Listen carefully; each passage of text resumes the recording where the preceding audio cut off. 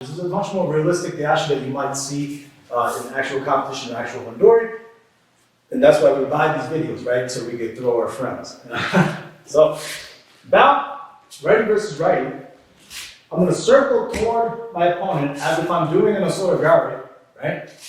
And I'm going to bring my opponent towards me, and we're going to circle, right? In sort of a clockwise fashion, okay? And the weight comes off of this leg, and I'm always going to look to sweep the trailing leg. Also, really important, advantage position. I always talk about this, right? If you're doing judo and you're kind of here 50-50, right? You going here may be a setup for my opponent going to side. Okay, yes, I'm going to go circle de-ashi, but maybe I'm going in this direction, he goes to side at the same time. Whoops, right? That could potentially happen. I can neutralize this if I have the hand higher than my opponent. As I'm going in for an attack, if he goes to side, the likelihood of him throwing me is a lot less because he controls my upper body less. Right? He has less control of my upper body, therefore he's a lot less likely to succeed in the society that he's used to attack. But we're going to look at the de-ashi now, so I'm digressing a little bit. I step around, and the person comes with me. Okay? The weight comes off of his front leg. 1, 2, there's my Footsweep. Alright? Step, step, de-ashi.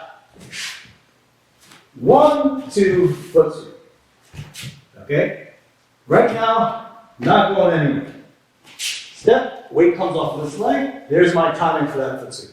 And I'm going to bring this leg across this other person's leg, and I'm going to use my arm to turn, just like how we talked about, or I can elevate him using both arms, and then take that leg from underneath him, right?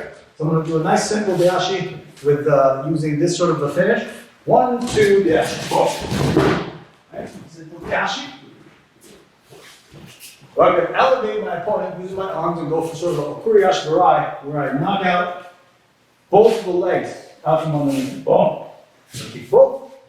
Okay, important. I have an advantage. Circle, we, boom. Right? A little bit of a elevated circle de-ashi situation in a right side versus right side setting, right?